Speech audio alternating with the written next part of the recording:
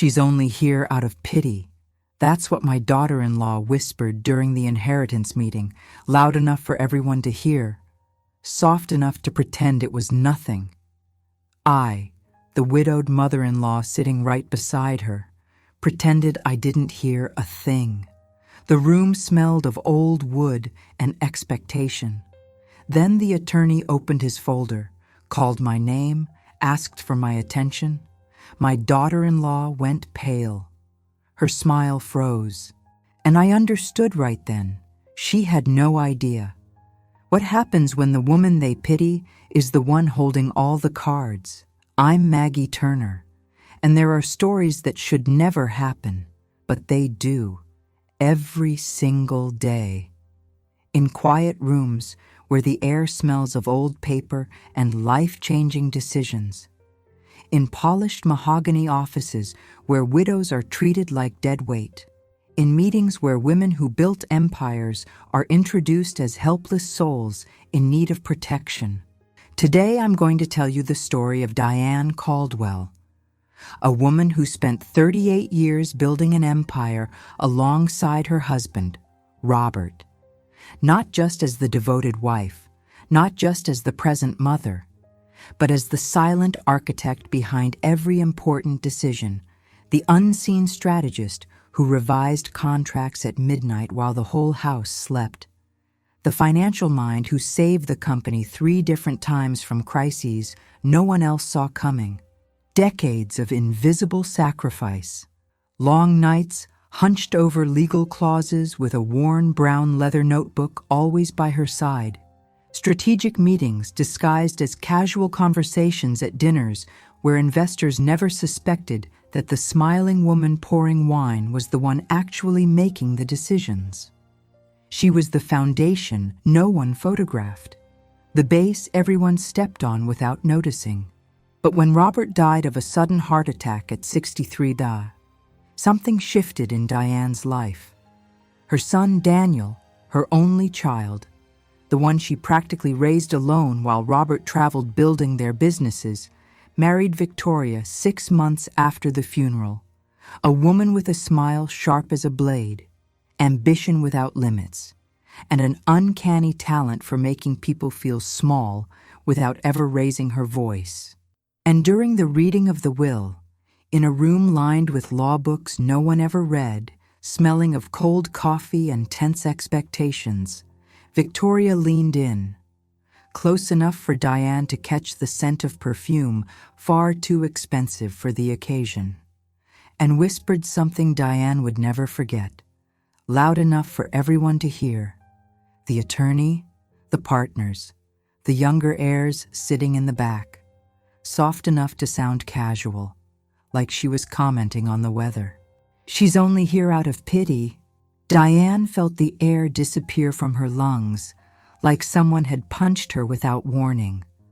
Her heart hammered painfully. Her hands turned cold despite the stuffy heat in the room. She saw her son Daniel across the mahogany table. He heard it. She was absolutely sure he heard it, but he only glanced down at his polished shoes, as if studying the leather was more important than defending his mother. The weight of public humiliation settled on her shoulders like a blanket far too heavy. A room full of gray-suited attorneys, heirs watching with morbid curiosity, partners who had worked with Robert for decades and had known Diane forever. But what Victoria didn't know, what she couldn't imagine even in her most elaborate nightmares, was that Diane was never the helpless one. She was never the fragile widow waiting for scraps of sympathy. She was the invisible force holding everything together, the silent gear that kept the empire running. And when the veteran attorney, Mr. Callahan, early 60s, perfectly silver hair, opened a second folder, an older brown one, with Robert's name written by hand on its worn cover, when he called Diane's name with absolute respect in his voice, when he asked for her attention as if she were the most important person in the room, Victoria's face changed completely. Her smile froze like water turning to ice. Her perfectly manicured hands trembled on the polished table. Her eyes widened with something between shock and pure panic. She didn't know a thing, and Diane saw the exact moment Victoria realized it. She had bet everything on a lie, and she was about to lose. If you've ever been underestimated by someone who should have respected you, if you've ever felt invisible in your own life, if you've ever been treated like decoration while others took credit for what you built, subscribe to this channel. Scan the QR code displayed on the screen and become part of this community of women, because no woman should have to face that alone. Here, we tell the stories of women who rebuilt their lives with dignity. No desperate shouting, no vindictive revenge that drags them down to the level of those who hurt them. Just truth, documentation, strategy, and the absolute refusal to disappear when the world tries to erase them. Now I'm going to lend my voice to Diane. I'm going to let her tell you herself what happened in that room of mahogany and buried secrets, what unfolded in the months that followed, when Victoria tried, systematically, to erase her, and how she turned humiliation into freedom without ever losing her dignity. Because some women don't need to shout to be heard. Some battles are won with documents, not drama. And some victories are so quiet, only those who truly understand can recognize their power. Diane, the floor is yours. For 38 years, I built a life alongside Robert Caldwell, not just as the devoted wife who smiled at charity dinners, not just as the present mother who took Daniel to swim lessons every Saturday, but as the silent partner behind absolutely everything he built, every brick, every contract, every move that put Caldwell Enterprises on the map. While Robert signed deals in offices with sweeping city views, I was up late going through clauses, sitting at the kitchen table after Daniel fell asleep, my brown leather notebook always open beside me, pages filled with tight, precise handwriting, profit projections, risk analyses, strategies no one saw, but that saved the company more times than I can count. I raised my son largely on my own, while Robert traveled 3 weeks out of every month securing partnerships overseas. I was the one up at 3 a.m. when he had a fever, the one at parent-teacher meetings, filling notebooks with details, the one teaching him to ride a bike at the park while Robert closed deals in Tokyo or London or Sao Paulo. I managed 5 commercial properties Robert bought as investments but never had time to oversee.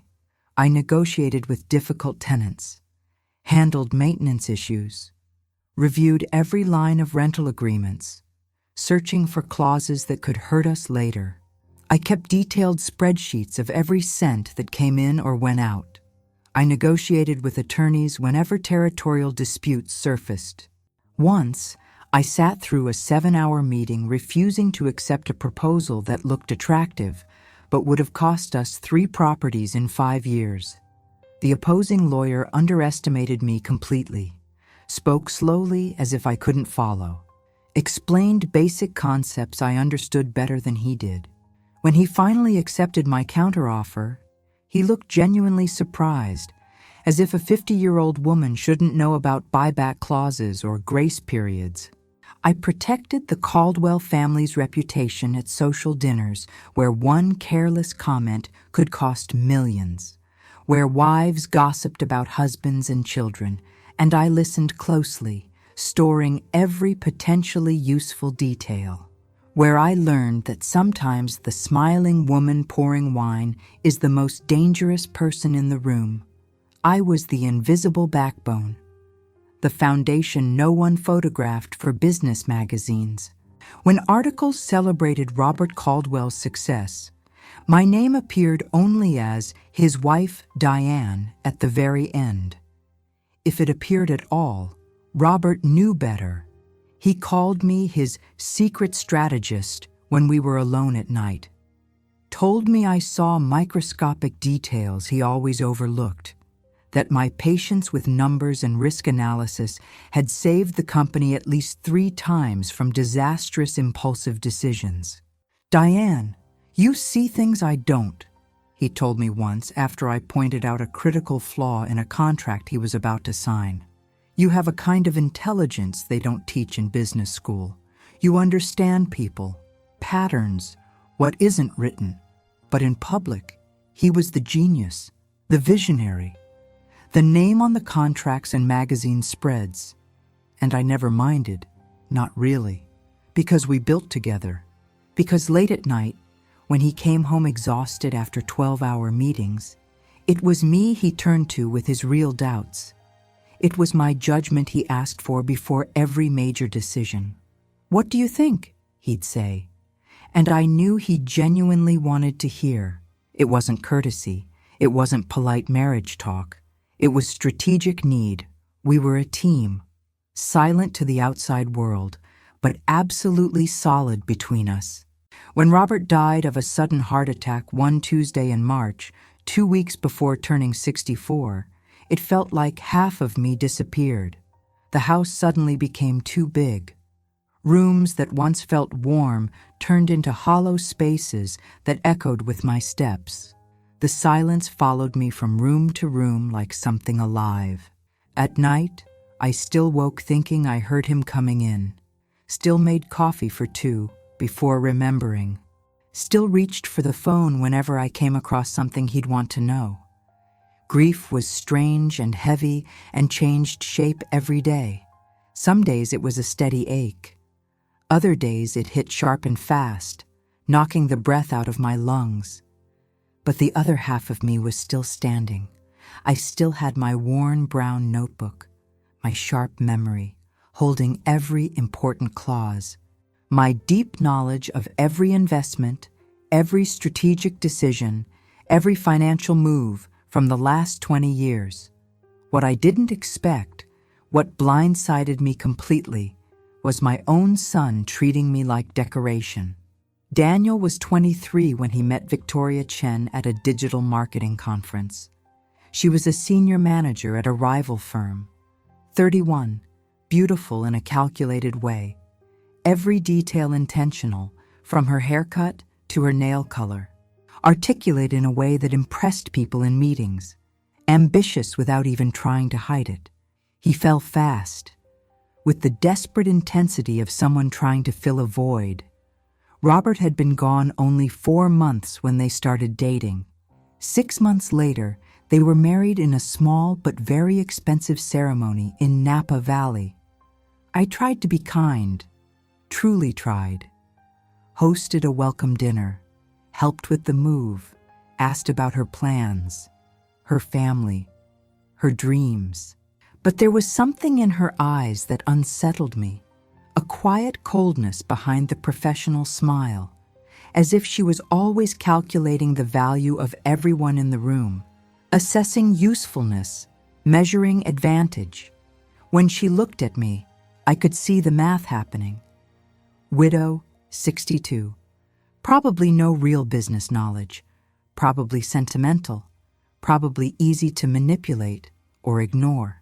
After the wedding, Daniel started changing in ways that were small but undeniable. He stopped consulting me about decisions we'd always discussed together.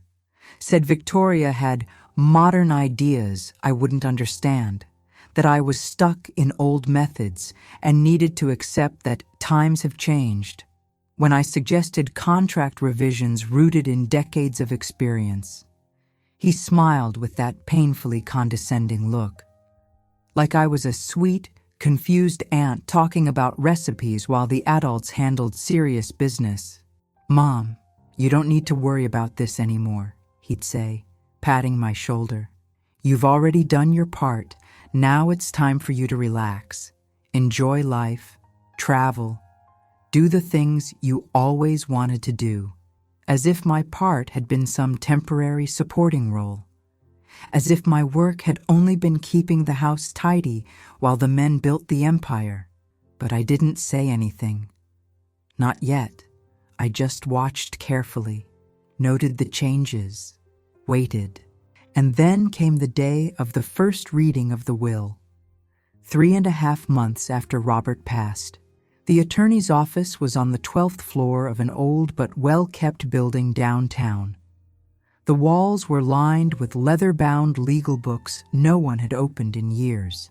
The mahogany table was polished so perfectly it reflected the chandelier overhead. The air smelled of old leather, cold coffee, and the tense expectancy no one dared speak aloud. I arrived 15 minutes early. Out of habit, out of nerves, out of the need to brace myself, I sat in the cool leather chair to the left of the table. The same chair where Robert and I had sat side by side when we reviewed our own will 7 years earlier. I remembered that afternoon, how Robert had held my hand while Mr. Callahan explained each clause, how he looked me in the eye and said, "You know I trust you more than anyone in the world, right?" Victoria walked into the office as if stepping into a dinner where she was the awaited host. Perfect smile, perfect posture. A black suit that probably cost more than most people's monthly salary. French perfume, far too lavish for the occasion. As if she still had someone to impress at a will reading. She sat beside me on the right, crossed her legs with practiced ease, adjusted her skirt, set her designer bag on the floor, pulled out a small notebook and an expensive pen, ready to write down numbers. And then, while Mr. Callahan arranged his papers and adjusted his reading glasses, she leaned slightly toward me, close enough for her overly sweet perfume to make my stomach turn, and whispered the words that burned like acid, loud enough for everyone in the room to hear. Mr. Callahan, the 2 junior partners across the table, the secretary taking minutes in the corner, soft enough to pass as a harmless remark. "She's only here out of pity." I felt the air vanish from my lungs as if someone had shoved me into icy water without warning. My heart stumbled into an uneven, frantic rhythm. My hands went cold instantly, despite the heavy warmth in the room. A strange tingling climbed up my arms. For a moment, the room seemed to tilt. I looked at my son across the mahogany table. Daniel was sitting directly in front of me. He heard it. I was absolutely certain he heard it. Everyone had. It was impossible not to. But he just stared at the floor, studying his Italian leather shoes as if they were the most fascinating thing he'd ever seen, as if the texture of the leather required immediate analysis. His fingers were laced tightly on the table, tense, but he didn't say a word. He didn't look at me. He didn't defend me. Mr. Callahan cleared his throat in a stiff, uncomfortable sound. His eyes met mine for just a second, and I saw something there. Not pity, discomfort, maybe even a silent apology for having to witness what had just happened. But Victoria kept smiling that perfectly sharpened smile, as if she'd simply commented on the weather, as if she'd done the world a favor by saying out loud what she believed everyone else was already thinking. She opened her black notebook, uncapped her expensive pen, got ready to write down numbers as if nothing had happened, as if she hadn't just humiliated me in a room full of witnesses. I tried to reason with myself. Maybe she was nervous. Maybe cruelty was just her way of handling anxiety. Maybe she hadn't grasped the weight of the moment. People say terrible things under pressure.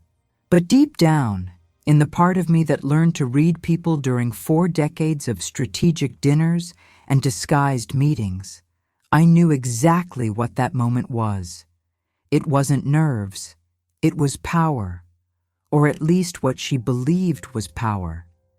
She thought I was invisible, that my role had ended the moment Robert died, that I was nothing but the grieving widow waiting for scraps of inheritance and family sympathy, Daniel's mother who had fulfilled her purpose and should now quietly fade into the background, And it was right then, sitting in that leather chair that still held the memory of the last time I'd been there with Robert, that I made a quiet but absolute decision.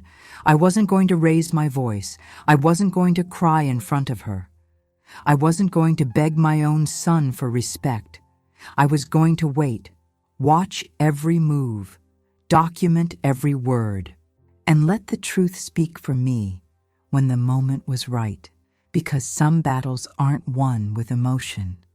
They're won with documents, with patience, with the refusal to disappear when someone tries to erase you.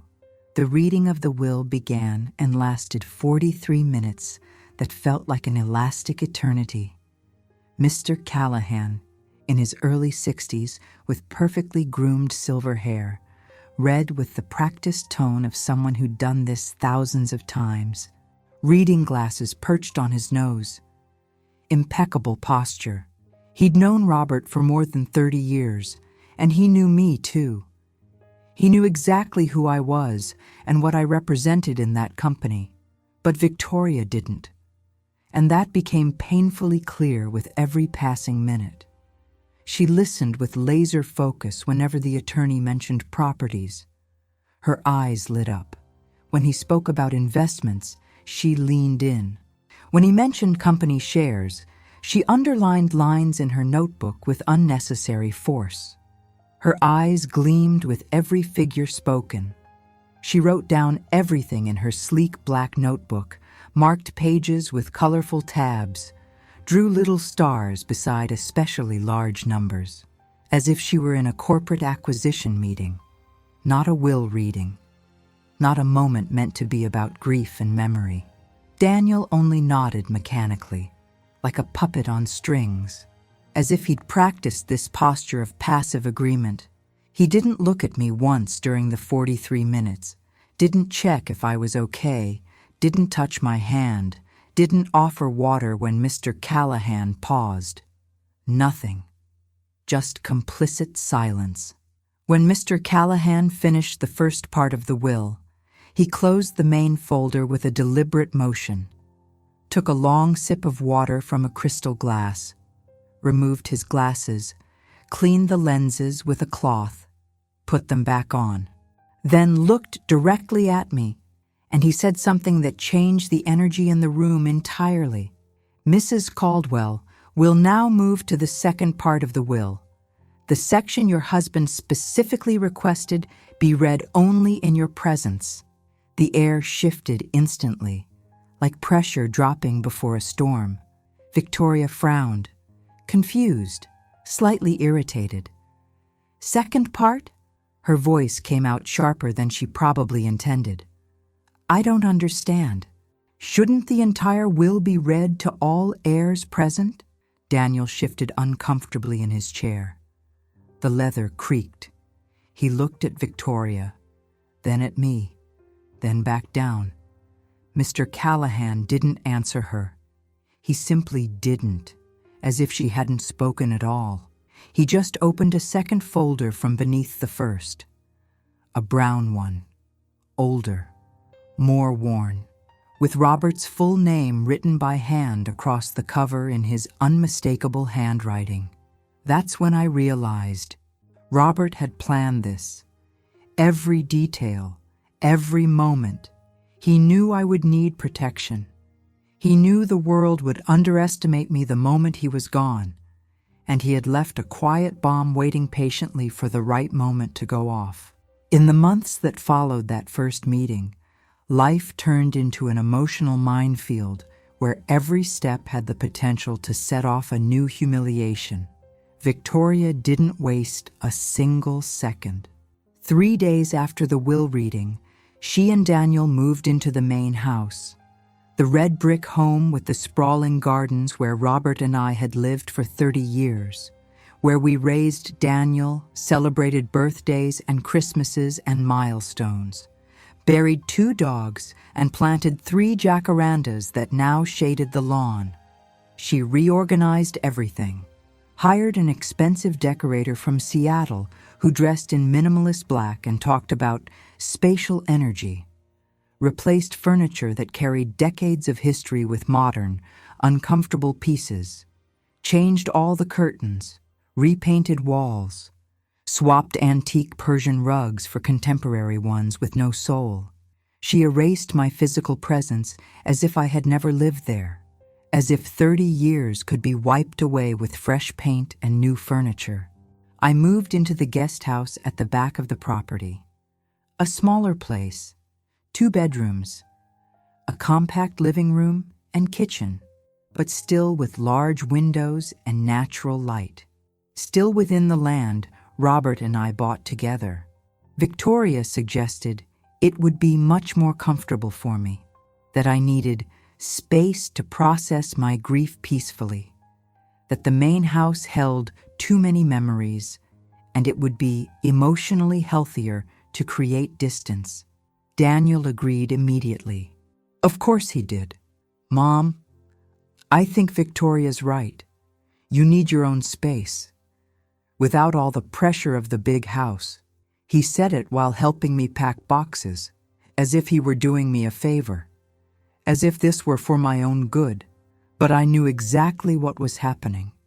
She was isolating me, pulling me away from the center of decisions, turning me into a temporary guest in my own life, pushing me to the margins of the story I had helped build. Family dinners became carefully disguised psychological torture sessions. Victoria hosted at least 2 a week, always inviting important investors, influential business partners, people who could open doors, as she liked to say, corporate attorneys, bankers, brand consultants, and at every single dinner, without fail, she introduced me the exact same devastating way. This is Diane, Daniel's mother. Poor thing, still recovering from the loss. A strategic pause. That performative, sympathetic smile. But she's being so strong, aren't you, Diane? Poor thing. Always poor thing. As if I were emotionally broken. As if pity were the only lens through which anyone should view me. As if my entire identity could be condensed into the widow who still hasn't recovered. Whenever I tried to participate naturally in conversations about the company, about strategy, about market movements I'd followed for decades, Victoria had an infallible way of silencing me. She smiled.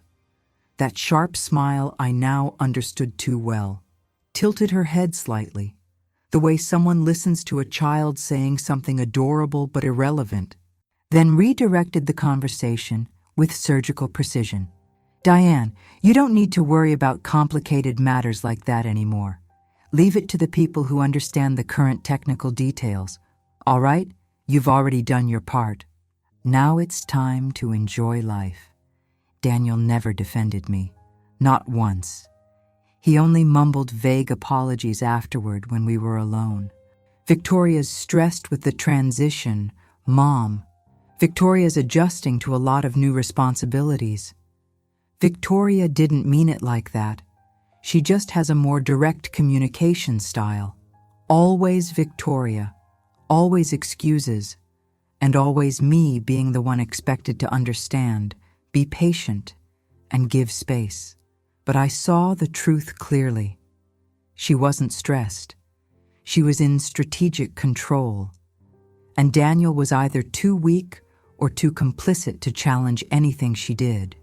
On Robert's birthday, exactly 6 months after he died, on a gray Tuesday in September, Victoria organized an elaborate dinner in honor of his legacy. She invited all the firm's senior partners, decorated the entire house with framed photos of Robert throughout his career, Robert signing contracts, Robert receiving awards, Robert shaking important hands, Robert smiling on magazine covers. She delivered a 15-minute emotional speech about continuing what Robert started, about honoring his vision, about taking the company to new heights that would make him proud. Everyone applauded. Some dabbed at tears. She had rehearsed it, obviously. Every dramatic pause, every carefully chosen word. But when I walked into Robert's office later that night, looking for a moment of privacy to cry away from the guests, I saw something that made my whole body tremble with anger. My brown notebook, the worn leather one where I'd written strategy notes for decades, where I kept analyses that saved the company, where I recorded conversations and decisions and projections. It was stuffed into a large cardboard box, alongside old yellowed papers, documents someone had decided were unnecessary, trash waiting for disposal. "It was cluttering the office," Victoria said when she noticed me standing in the doorway. She didn't even look embarrassed, just practical. "I hope you don't mind. We need space for files from the new management system we're implementing. Everything will be digitized, much more efficient." I picked up my notebook with visibly trembling hands, wiped the dust from its cover, felt the familiar, worn leather under my fingertips. That notebook had been with me for 23 years. Every page was a memory, a decision, a quiet victory, and I understood with absolute clarity she was trying to erase me. Systematically, document by document, memory by memory, object by object, as if she could eliminate my existence by rearranging furniture and throwing things away. It was in that very moment, standing in the office that had once been mine too, holding my brown notebook like a shield, that I began documenting absolutely everything. Every meeting Victoria organized without telling me, every decision made without my input, even though I technically still had rights, every financial move that seemed questionable, every deliberate exclusion, every humiliating comment. I had access to everything, absolutely everything, because Robert left me passwords, access codes, authorizations for systems Victoria didn't even know existed. He'd set it all up years earlier, making sure I could monitor every financial movement in the company, even if I wasn't physically in the office. And quietly, while Victoria treated me like decoration in dinners and meetings, while Daniel looked away every time she humiliated me, I built my case with meticulous precision. I wrote down exact dates, times, names of witnesses, saved emails in hidden folders with backups in 3 different places, recorded conversations whenever it was legally allowed, photographed documents, created detailed spreadsheets tracking every inconsistency. Because over 38 years navigating the ruthless corporate world alongside Robert, I learned something essential. Dignity doesn't shout desperately. Dignity documents quietly. Dignity waits for the right moment, and then lays out irrefutable facts. 3.5 months after that birthday dinner, Victoria called an emergency board meeting, without informing me, without mentioning my name, as if I no longer existed anywhere in the company's structure. I found out purely by accident when Daniel's driver, Mr. Martinez, a man in his 50s who had been with us for 15 years, casually mentioned that he'd be taking Daniel to the attorney's office on Wednesday at 10 in the morning. "For which meeting?" I asked, keeping my voice neutral, as if I already knew and was only confirming details. Mr. Martinez looked deeply uncomfortable. His hands tightened around the steering wheel. He avoided my eyes in the rearview mirror. Didn't Mrs. Victoria tell you about the board meeting?" "No, she didn't." He didn't say another word, but I saw his jaw tighten, saw the silent disapproval in his eyes. He knew this was wrong, that I should have been informed, that my exclusion was deliberate and unfair. I arrived at the office 22 minutes before the meeting, on purpose. Wearing a charcoal suit Robert always said made me look absolutely unstoppable in negotiations. Hair in a flawless bun, simple pearls, makeup minimal but impeccable. I walked into the boardroom as if I had been formally invited, because technically, legally, I had every right to be there. I was a board member. I always had been, even if Victoria and Daniel had conveniently forgotten that detail. Victoria went visibly pale when she saw me. The color drained from her face. Her eyes widened. Her mouth parted. For a split second, she lost the perfectly curated composure she relied on. Daniel looked away immediately, studied the papers in front of him as if they contained the secrets of the universe. I simply sat down in my usual chair, third from the left, the same place I'd sat for the past 12 years. I opened my brown notebook with a calm, deliberate motion, uncapped my pen, and waited in absolute silence. The meeting was about aggressive expansion. Victoria wanted to buy 2 high-value commercial properties in the financial district. An $8.5 million investment, high risk, projected returns far too optimistic to be realistic. She presented elaborate PowerPoint slides, colorful upward graphs, bright projections that ignored every risk variable, spoke confidently about innovative future vision and historic opportunities we can't afford to let slip.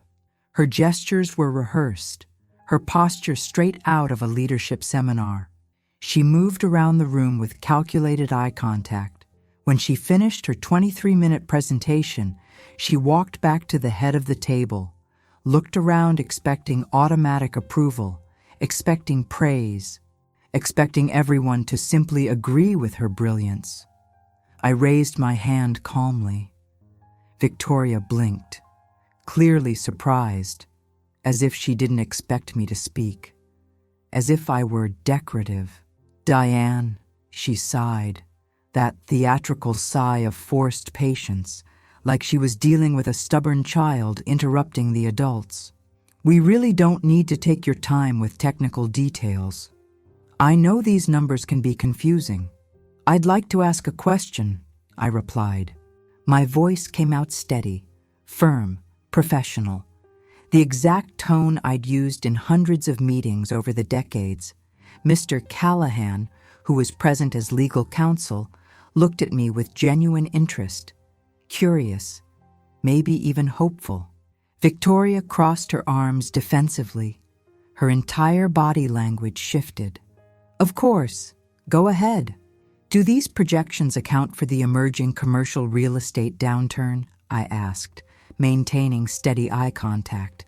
"Because 3 of our main competitors are currently selling properties identical to the ones you're proposing we buy. Not acquiring, selling, which suggests people with inside information are getting out of that market." Silence dropped over the room, the kind of silence where you can hear every breath. Victoria blinked rapidly. That's just market speculation. Isolated movements. No, it's analysis based on concrete data. The kind of data Robert always reviewed before any major financial decision.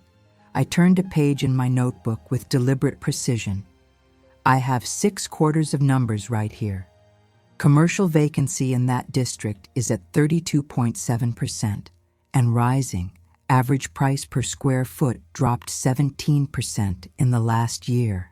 Board members began flipping through their papers, looking for the data Victoria had conveniently excluded from her bright presentation. Daniel finally looked at me. Truly looked, as if he had forgotten entirely that I understood financial analysis, that I always had, that I held a master's degree in economics before I got married, that I managed complex investments for decades. Victoria forced a smile that didn't reach her eyes. "Well, obviously we'll look into those points more closely. Thank you for the contribution." But I saw the cold anger burning behind her eyes, the tightened jaw, the fists she tried to hide at her sides. And I knew without doubt I had just crossed a line she never wanted touched. If you're following this story and it's resonating with you, click like right now, because stories of women who refuse to be silenced need to be seen. They need to travel. They need to reach other women who are living the same thing at this exact moment. And if you know someone who's being erased from her own life, share this video with her. Sometimes a story is exactly the push someone needs to reclaim her voice, to remember her power, to understand she isn't alone. After that tense meeting, things escalated fast. Victoria began excluding me from everything with surgical efficiency.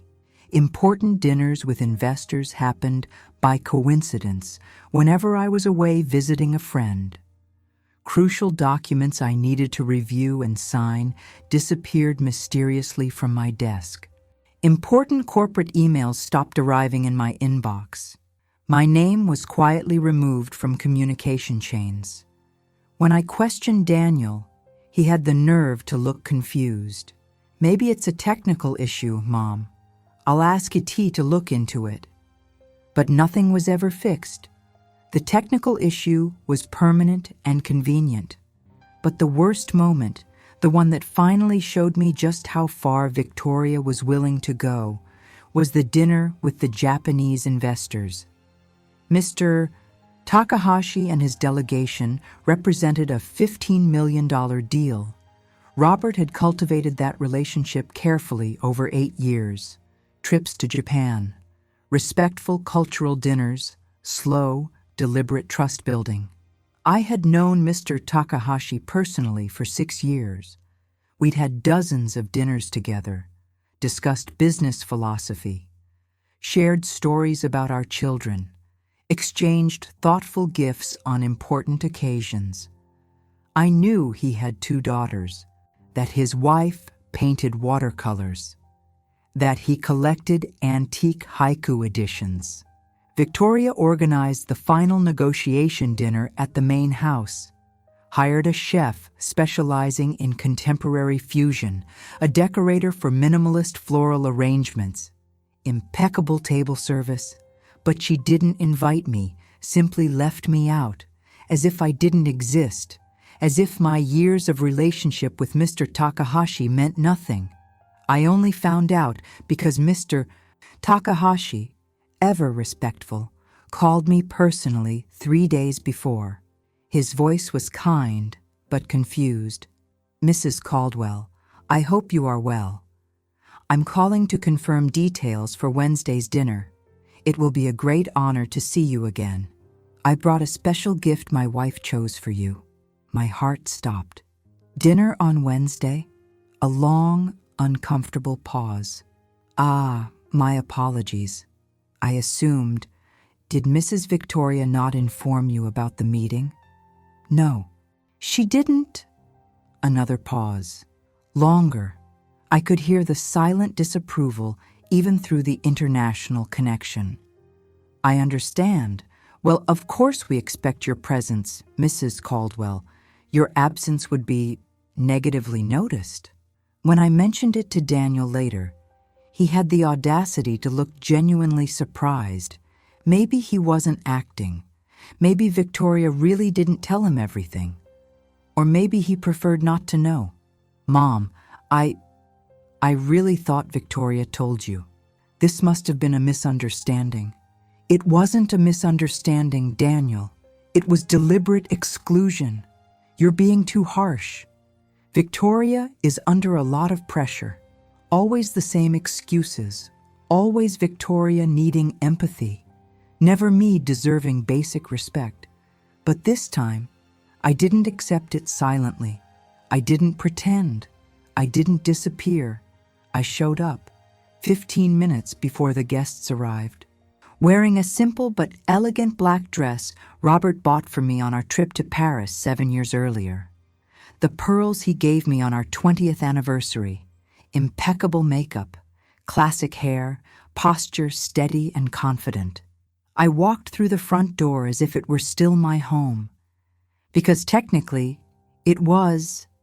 My name was still on the deed. Victoria hadn't managed to change that.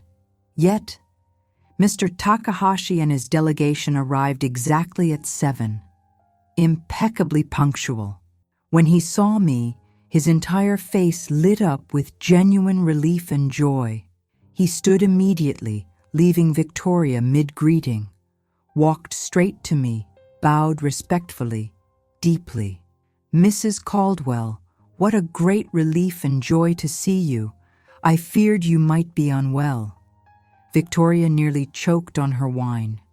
Her eyes widened. She hadn't expected that public display of respect. She hadn't expected Mr. Takahashi to treat me as the key figure. I sat in my usual place at formal dinners, between Mr. Takahashi and his vice president, spent the next 2 hours talking naturally about old times, about projects he and Robert developed together, about the long-term philosophy we built on patience and trust. I shared stories Victoria couldn't tell because she wasn't there. She didn't live those moments. She didn't build those bridges. She had data and numbers, but no human connection. I watched frustration bloom across her face with each story. With every smile Mr. Takahashi gave me, with every moment that made it obvious she was the outsider at that table, not me. At the end of the night, after guests finished a delicate yuzu dessert, Mr. Takahashi gently drew me aside. His expression was serious, concerned. "Mrs. Caldwell, may I speak frankly? Please, I've always valued your honesty. Your daughter-in-law is clearly intelligent, ambitious. She has many admirable qualities." He paused, choosing his words carefully. "But she lacks the wisdom that comes with time and experience. She doesn't have the patience meaningful long-term business requires. She wants quick results." Robert understood that some things need years to mature. I nodded silently, letting him continue. "Robert always said you were the true strategic heart of the company, that your risk analysis was impeccable, that your ability to see invisible patterns saved the company more than once." He looked me directly in the eyes. "I sincerely hope you continue being exactly that, because businesses built solely on ambition without wisdom rarely end well." I thanked him with the depth the moment deserved. I returned to the guest house while Victoria was still at the door, performing her polite goodbyes. And that night, sitting alone in the small but comfortable living room, I wrote down every detail of that dinner, every word Mr. Takahashi said, every expression on Victoria's face, every revealing moment, because I knew with absolute clarity the moment was approaching. The second official meeting with Mr. Callahan was set for 6 days later, and Victoria had no idea what was about to happen in that room. She thought she'd won, that she'd pushed me into permanent irrelevance, that my role was officially over, that she was now the dominant force. But some shadows keep devastating secrets, and some secrets can change everything in a matter of minutes. The second meeting was set for a gray Tuesday in November, 10 a.m. sharp. Same office lined with old legal books. Same mahogany table catching the faint light drifting through the tall windows.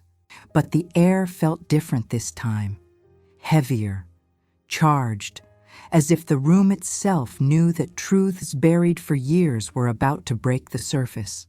I arrived 17 minutes early, again, out of a habit I couldn't shake, sat in the same leather chair that had molded to my shape after so many meetings, the one on the left. I placed my brown notebook on the table with deliberate care. Its worn pages told a story Victoria never imagined existed. I took 3 deep breaths, trying to steady my racing heart, not from fear, from anticipation, from something that felt very close to long overdue justice.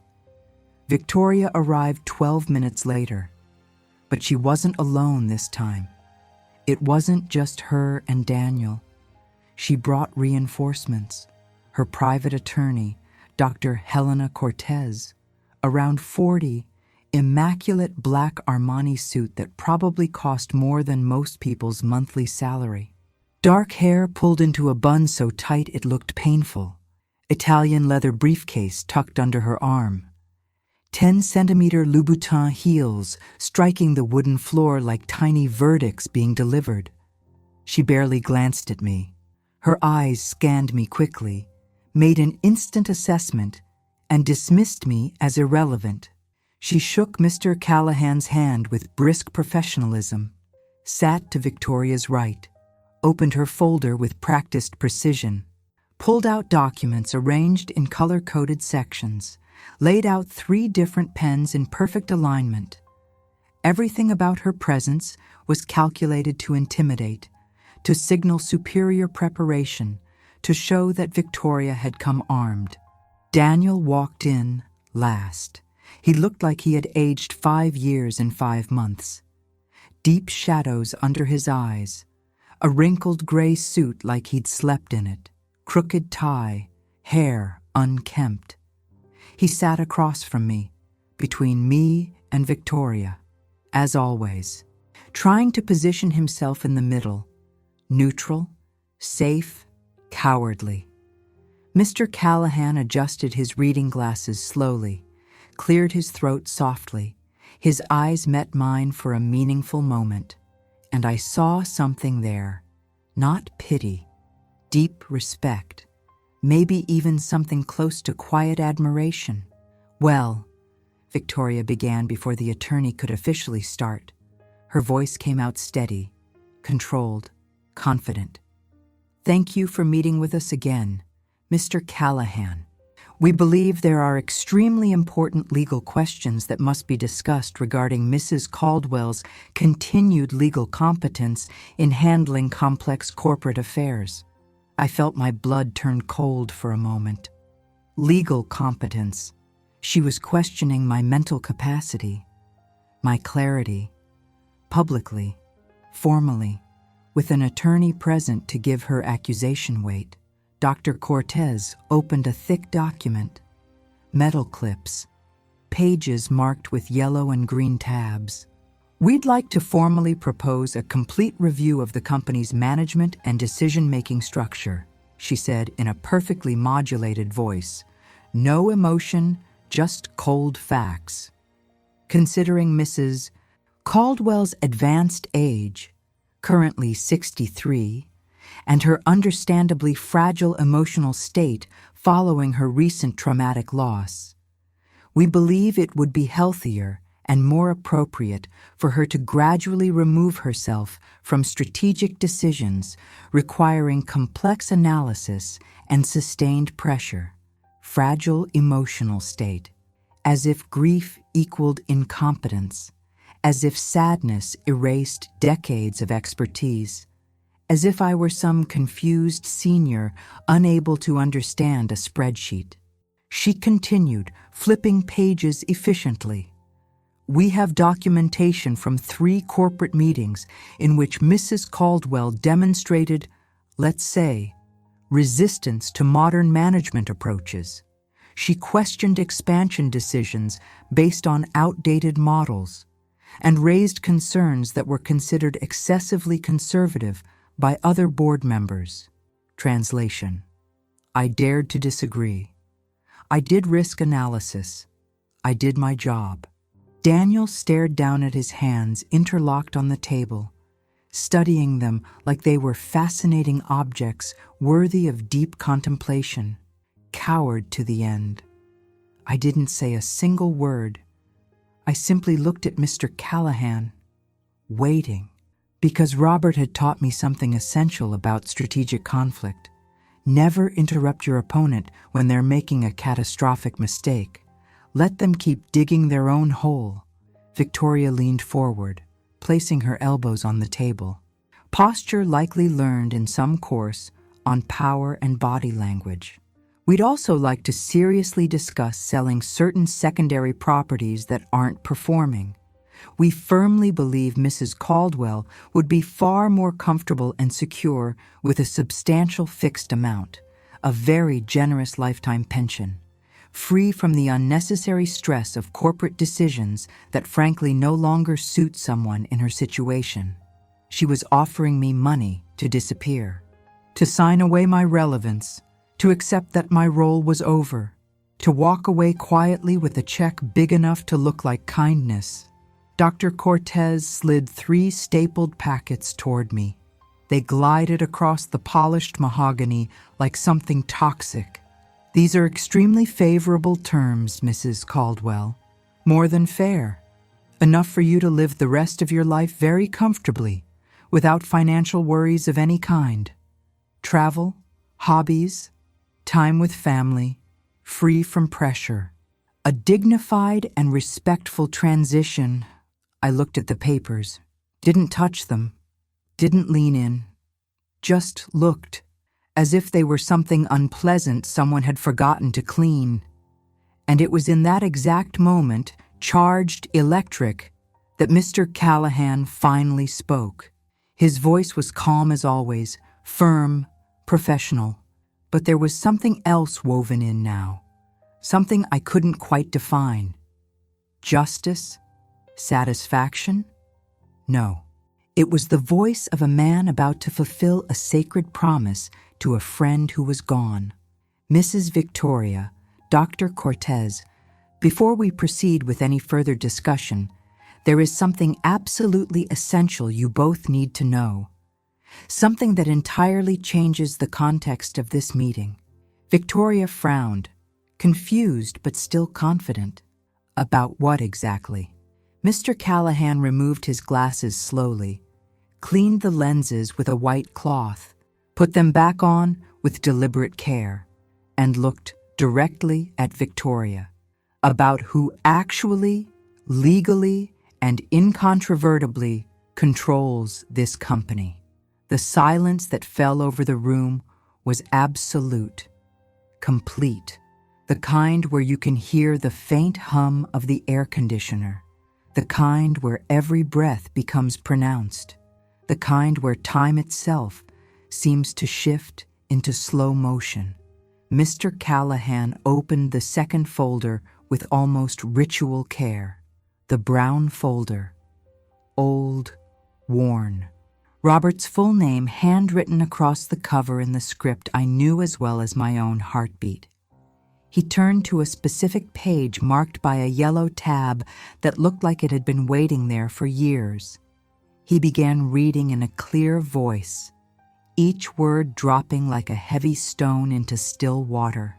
As explicitly and irrevocably stipulated in the will of Robert James Caldwell, fully revised and officially registered 8 years ago, in December of 2016, 60% of Caldwell Enterprises voting shares are permanently registered in the name of Diane Marie Caldwell. I watched Victoria's face transform completely, like watching a mask being ripped away. Her smile vanished. Her confident posture stiffened. Her hands, relaxed a moment earlier, clamped onto the edge of the mahogany. Her knuckles turned white. 60%? Her voice came out strangled, almost soundless, as if the words were stuck in her throat. Yes, 60%. Mrs. Caldwell is, and has always been, the absolute controlling shareholder with definitive authority. Mr. Callahan flipped another page. The sound was far too loud in the tense silence. Robert left 20% to Daniel. 10% were allocated to 3 longtime senior employees, and the remaining 10% were placed in a legal trust for future direct heirs not yet born. Victoria turned to Daniel with a look of pure betrayal. Shock, rage, disbelief. You knew? You knew this the whole time? Daniel opened his mouth, closed it, swallowed hard, tried again. His voice came out thin, breaking. I assumed it was divided evenly. I didn't. You assumed wrong. My voice cut through the room for the first time. Firm, clear, steady. For the first time in months, speaking with full authority. Robert knew exactly who built this company with him, who saved it multiple times, who had the long-term strategic vision, and he made absolutely sure I had the power to protect it from impulsive and dangerous decisions. Dr. Cortez was flipping through her papers frantically, looking for something, anything. Her hands trembled slightly, her professional veneer beginning to fracture. But none of this appears in any public record we were able to access, because Robert, who understood complex corporate structures better than anyone, used a strategic holding, completely legal, properly registered, fully audited, but discreet. Mr. Callahan slid a stamped certified copy across the table. All documented here, authenticated in 3 jurisdictions, witnessed by 5 attorneys including myself, verified by 2 independent legal firms, absolutely irrefutable. I looked directly at Victoria. Her eyes were wide, almost wild, her hands shaking openly now, her face drained of all color. She looked like marble cracking under its own pressure. Furthermore, Mr. Callahan continued, relentless. Any major strategic decision involving property sales, acquisitions above $2 million, changes to executive management structure, or alterations to core corporate policies requires explicit written approval from Mrs. Caldwell. She has final authority, always has, always will, as long as she retains her shares. I retrieved my brown notebook with deliberate calm, opened to the page marked with a blue ribbon, and read aloud so the entire room could hear. Emergency meeting, Wednesday, August 3rd. Proposed acquisition of 2 commercial properties totaling $8.5 million. Full risk analysis not presented. Critically high vacancy rates deliberately omitted. Optimistic projections failed to consider documented market trends. Proposal formally denied by me as majority shareholder. Victoria stared at me, stunned, almost horrified.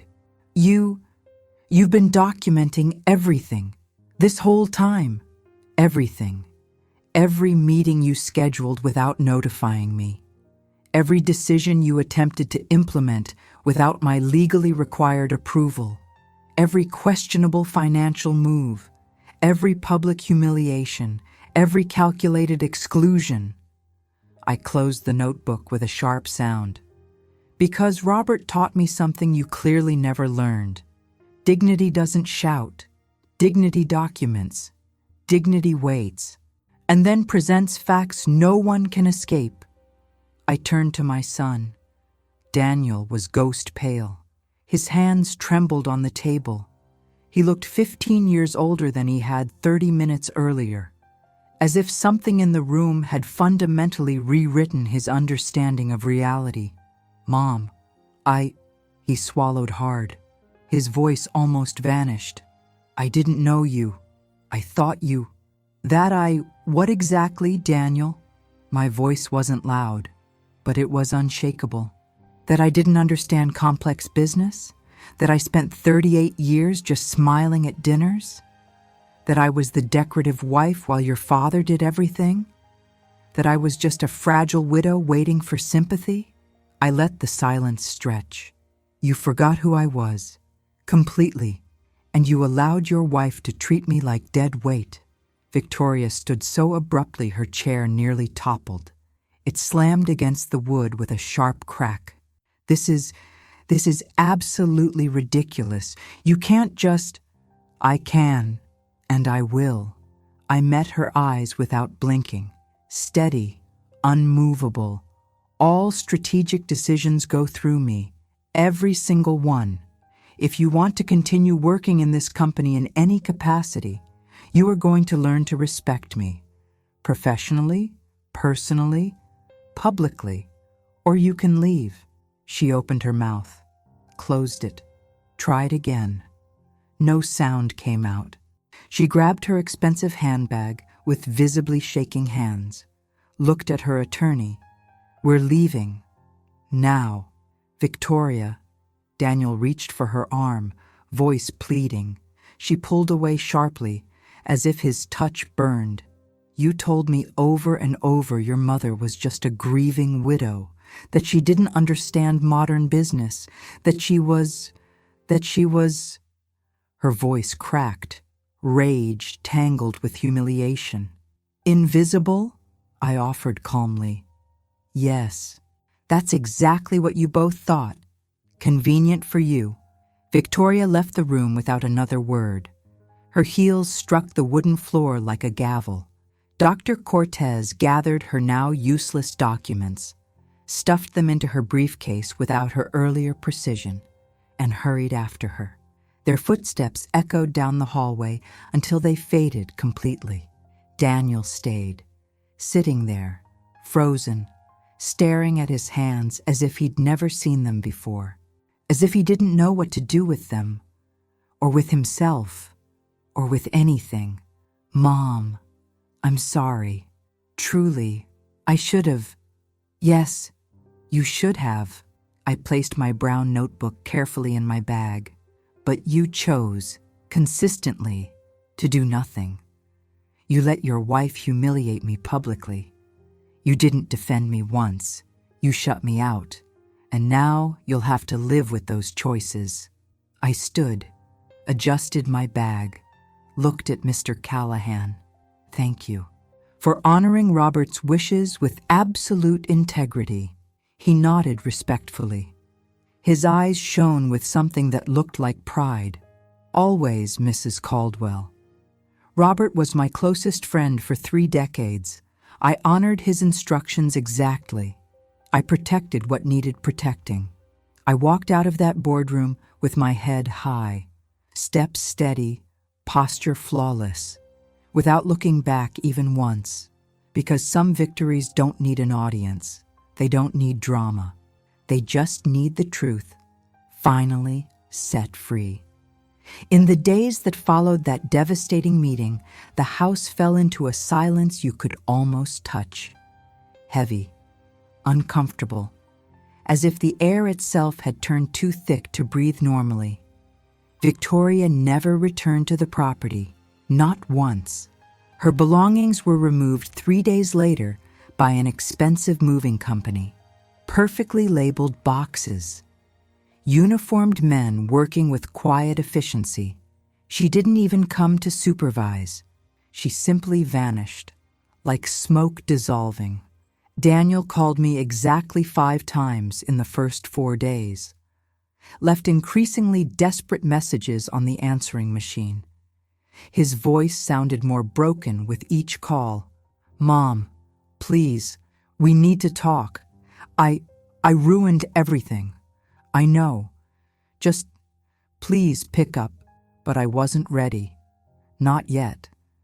I needed time to process decades of invisibility that had finally been exposed, to understand what had really happened, to decide exactly what I wanted to do with all that newly revealed power. 2 weeks and 3 days after the meeting, I received a formal corporate email, sent at 11:47 p.m. on a Friday, signed by Victoria herself. After careful consideration of personal priorities and professional trajectory, I will be stepping away temporarily from my role at Caldwell Enterprises for strictly personal reasons that do not require further explanation. Thank you for the opportunity to contribute to the company. Victoria Chen.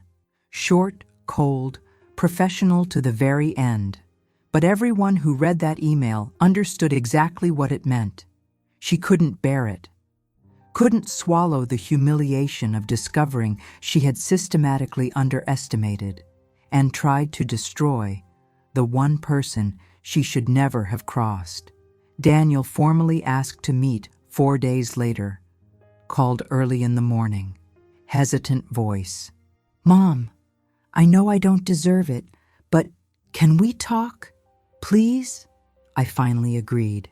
We met in the garden behind the main house, the same garden where Robert and I used to drink coffee on quiet Sunday mornings, where we planted jacarandas 22 years ago, where Daniel took his first wobbly steps while we filmed with that enormous camcorder. He arrived 10 minutes early, something he had never done in his life. Punctuality was never his strength.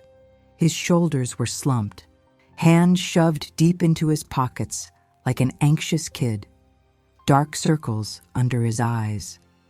Unshaven, he looked like a lost boy inside the body of a 31-year-old man. We sat on the stone bench under the largest jacaranda, the same bench where Robert proposed to me 42 years ago on a golden autumn afternoon. "Mom, I ruined everything." His voice was hoarse, cracking. I didn't argue. I waited. "I let Victoria treat you that horribly because I honestly thought I was protecting you in some twisted way, that it would be easier for you if you didn't have to worry about the company anymore, if you could finally rest." He stared at his hands. "But now I know the truth. I was a coward and lazy, and I let her make every decision for me." I drew a long breath. The air smelled of fresh-cut grass and early spring flowers. "Daniel, you didn't protect me from anything. You erased me, systematically." "I know." His voice broke completely. "You watched your wife humiliate me in front of people, shut me out of meetings, treat me like dead weight, introduce me as a poor thing who deserved pity. And you did nothing. Not once." "I know." Tears slid down his face. He didn't even try to hide them. I have no excuse, no justification, nothing. We sat in silence for what felt like a stretched moment in time. The wind stirred the jacaranda leaves gently. Birds sang above, unaware of the human wreckage unfolding beneath their branches. This garden had witnessed a lifetime of us. You need to decide who you want to be, Daniel. The man your father raised you to be, honest, strong, fair, or the man your wife shaped you into, weak, absent, complicit in cruelty. He nodded slowly, as if every inch of movement hurt. "And I need to decide whether I still want to be part of any of this." He looked up sharply, alarmed, almost panicked. "Are you going to sell your shares?" "Maybe. I haven't decided." But the truth was, I already knew. I had made the decision 3 nights earlier, sitting alone in the guest house with a bottle of red wine Robert had saved for special occasions. I had already spoken at length with Mr. Callahan, consulted 3 independent specialists, built spreadsheets with 5 different scenarios. In the months that followed, I reorganized absolutely everything, every detail, every number. I hired my own legal team, not the firm the company used, an independent one, with an impeccable reputation, experts in complex corporate succession and asset protection. I personally reviewed every existing contract, every property, every investment, every questionable decision Victoria had tried to push through over the past 8 months. And I discovered something both fascinating and terrifying. 3 out of the 5 major proposals Victoria fought for would have driven the company into bankruptcy or catastrophic losses in under 2 years. Her optimistic numbers ignored documented market trends. Her projections depended on impossible scenarios. Her risk analysis was either non-existent or intentionally manipulated. Robert knew. He always knew. That's why he left full majority control in my hands. Not out of romantic sentiment, not out of marital courtesy, but strategy. Because I saw patterns others ignored. Because I had real patience for long-term analysis. because I couldn't be seduced by fast promises and artificial explosive growth. 8.5 months after the meeting that changed everything, I made my final decision. I sold my majority stake in the company. But not to strangers, not to aggressive corporations that would dismantle everything Robert built. I sold it to a carefully selected group of 3 investors, people I had known professionally for decades, people who genuinely respected Robert's legacy, who understood the long-term philosophy we built on trust and integrity. I kept a small portion, exactly 12%, enough to have a voice, enough to be heard when necessary, but no longer carrying the crushing weight of holding the entire company together. The sale amount, enough to guarantee complete financial freedom for the rest of my life, and the next 3 generations if I wished, more money than I could use in 5 lifetimes. Daniel stayed at the company, but under strict new leadership, with constant supervision, with seasoned mentors. He had to actually learn now, grow, take real responsibility without a wife controlling his decisions or a mother silently saving everything. It was painful for him. I saw that clearly. But real growth rarely feels comfortable. Victoria filed for divorce 4 months after the sale. I found out through Mr. Callahan, who Daniel had consulted. Apparently, she'd met a tech entrepreneur at a conference in San Francisco. Someone with an $80 million startup. Someone who looked more promising than a husband who no longer held 60% of the company. She got a reasonable settlement. Daniel didn't fight. He just signed whatever was put in front of him. But it was nowhere near what she imagined when she married into what she thought was a gold mine. I bought a spacious condo in Seattle, a penthouse on the 18th floor with sweeping views of Elliott Bay, floor-to-ceiling windows flooding every room with natural light, a wide terrace where I could sip coffee at sunrise. I furnished it with pieces I chose myself, colors that made me happy, deep blues, soft greens, bright whites, art I genuinely loved, abstract paintings from local artists, black and white photos of Pacific Northwest landscapes, small sculptures Robert and I collected on trips years ago. No painful memories on the walls, no ghosts in the corners, just present, just future, just me.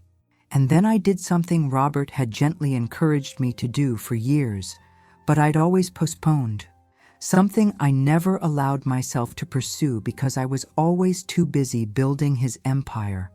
I opened my own firm, my own independent consultancy, specialized exclusively in helping widows navigate complex inheritances, confusing corporate structures, elaborate wills, families who systematically tried to erase the women who had built everything. I called it Caldwell Advisory Group, in honor of Robert, of course, but also of myself, because that name was mine too. I had carried it with dignity for 38 years. I had built half that legacy. I had every right to use it. I hired 3 specialized attorneys, 2 brilliant financial consultants, 1 exceptional organizational assistant, rented a beautiful modern office, 2 meeting rooms, a small but complete library, a kitchen where we could share coffee while discussing cases. In the first full year, I guided 17 clients, women between 52 and 74. Every one of them had a story painfully similar to mine.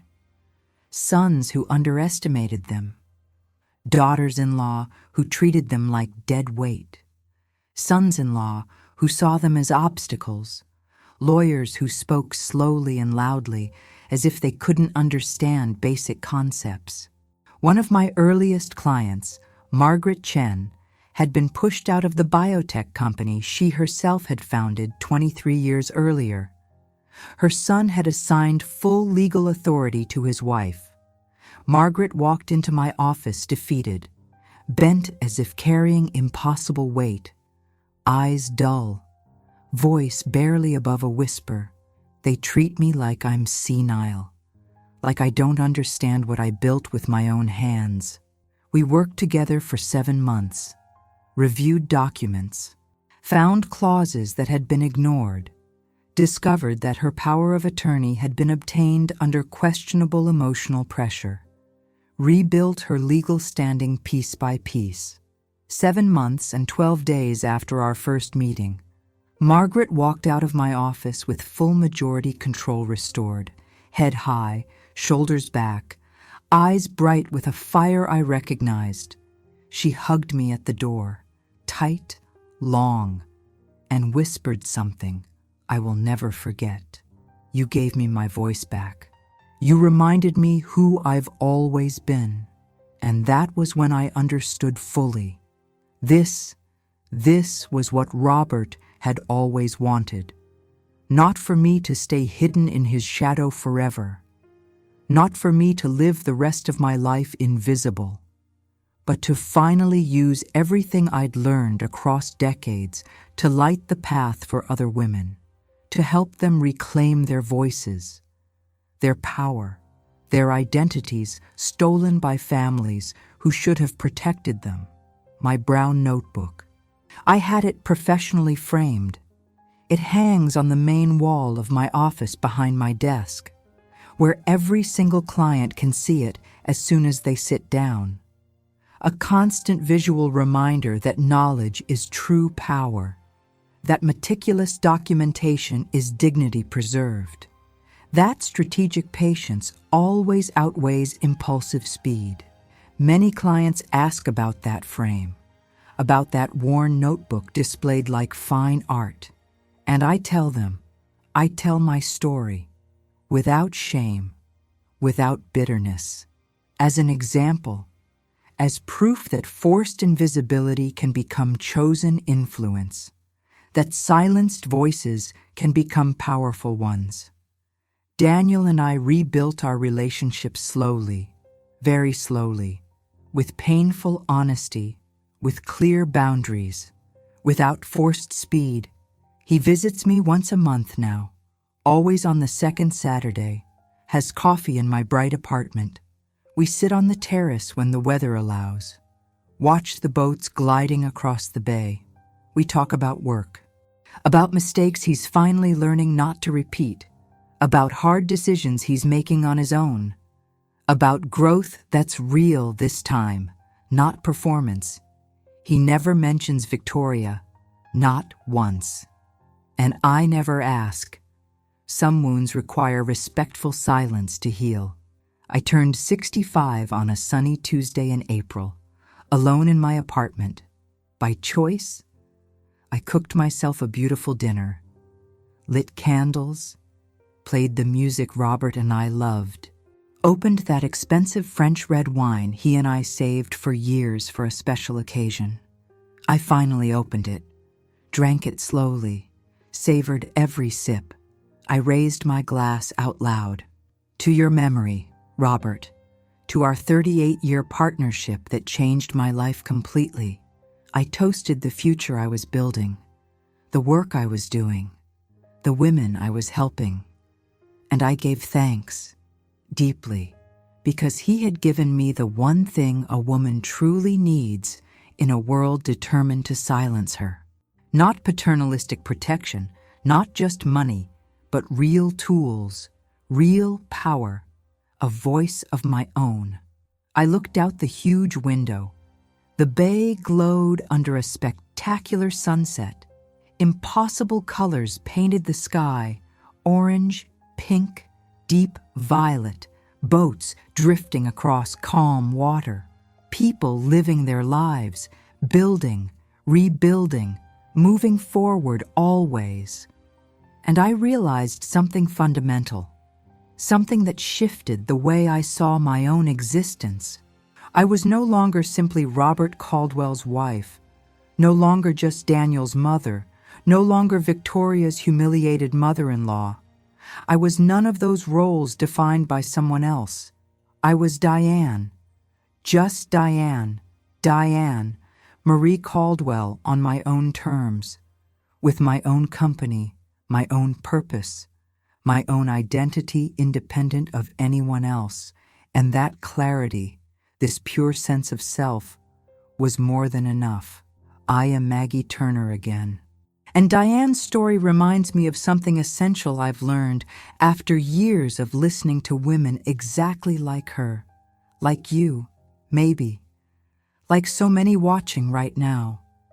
Dignity doesn't need to scream to be heard. It doesn't need public scandal to matter. It doesn't need cruel revenge to win.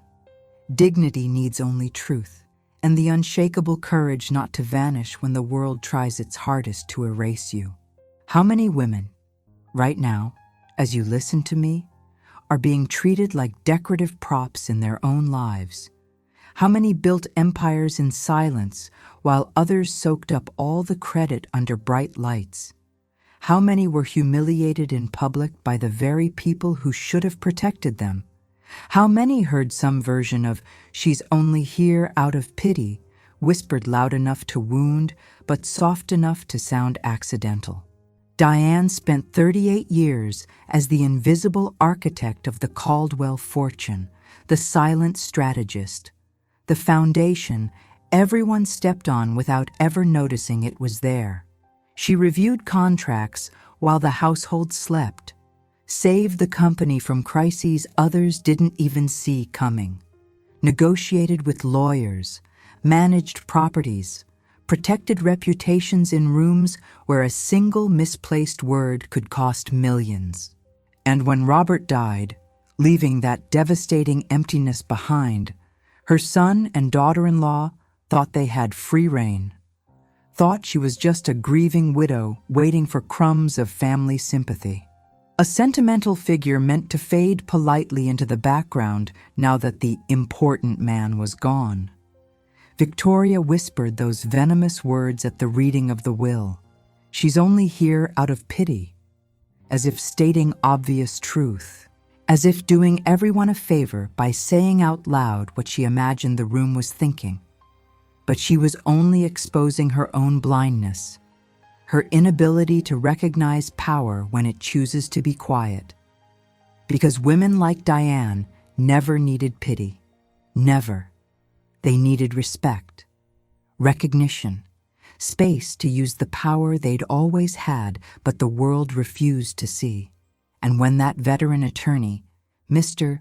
Callahan, honoring a sacred promise to a dead friend, opened that second worn brown folder, when he read that 60% of the company had always been in Diane's name, when he revealed she was the true controlling shareholder, Victoria's face shattered. Her sharp smile froze like water turning to ice. Her manicured hands trembled.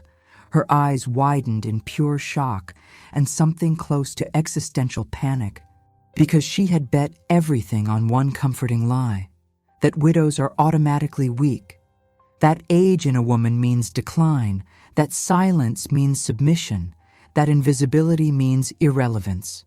But Diane proved something the world desperately needs to relearn. Silence can be strategy. Patience can be power. Waiting for the right moment isn't weakness, it's wisdom. If this story stirred something in you, if you've been painfully underestimated by someone who should have valued you, if you've felt the crushing weight of being treated as invisible in your own life, subscribe to this channel.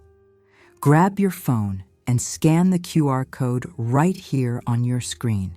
Help this community grow, because here we tell stories of women who rebuild entire lives with absolute dignity.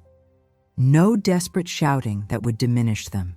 No cruelty disguised as revenge. Just truth, meticulous documentation, patient strategy, and the refusal to disappear when the world tries to erase them. We want you here with us, in this growing circle of women who support each other, who share stories, who remind one another of powers they forgot they had. Leave your comment below and tell me, have you lived something painfully similar to Diane? Have you been treated like a decorative piece when you were actually the foundation holding everything up? Have you been pushed out of decisions about things you yourself built? Because your words may be exactly what another woman desperately needs today. Share this video with someone who needs urgent reminding that it's never too late to reclaim her voice. That forced invisibility isn't permanent. That quiet power is still real power. Diane didn't destroy Victoria in some theatrical display, didn't humiliate Daniel for emotional revenge, didn't lower herself to anyone's level. She simply exercised, calmly and firmly, the authority that was hers all along. Documented every detail in her brown notebook, waited for the exact moment, and let undeniable truth speak for her. And then she rebuilt her entire life on her own terms, with her own rules, in her own time. She sold her majority for a sum that guaranteed complete freedom, bought a bright Seattle home filled only with things that made her happy, opened a consultancy helping other widows reclaim their power, turned humiliation into purpose, and proved that starting over at 65 is not a tragic ending. It's a new chapter written with decades of wisdom. Her brown notebook is framed now, hanging in her office like a piece of art, not as a painful reminder of suffering, but as a powerful symbol of knowledge, patience, and mastery no one can steal or erase. Every client sees that notebook, asks about it, hears its story, the story of how silent documentation became revealed power, how forced invisibility became chosen influence. No woman should have to prove her worth in a will. No woman should be called a poor thing at her own inheritance. No woman should have to document months of humiliation just to be taken seriously. But as long as this keeps happening in quiet rooms around the world, we will keep telling these stories. We will keep reminding you that dignity wins, that patience outlasts rush, that truth overpowers comfortable lies, always. And we will keep building this community where women aren't alone, where stories are shared, where forgotten power is remembered, where silenced voices are amplified. Because stories like Diane's aren't entertainment. They're mirrors, maps, lanterns lighting possible paths for women sitting exactly where Diane once sat, in cold chairs, hearing venom whispered, being erased bit by bit. And these stories must travel, must reach, must touch, must transform. So if you haven't subscribed yet, do it now. Hit the notification bell. Every week we bring new stories, new women, new examples of dignity winning. And if this story touched your heart, if Diane reminded you of yourself or someone you know, like this video, comment, share it widely.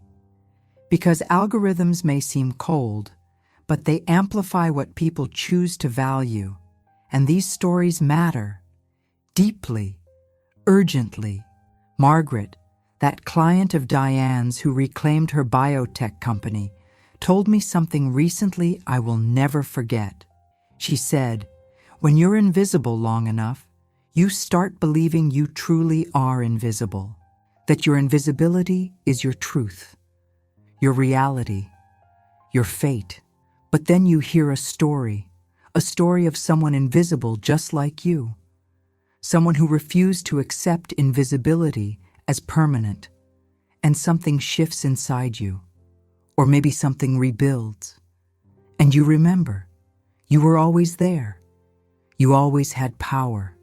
You just forgot to look." That's what these stories do. They remind, they reflect, they witness. Diane, now 66, is building a life she designed herself, helping dozens of women each year, rebuilding her relationship with a son who is finally learning, living in a home she loves, doing work with deep meaning.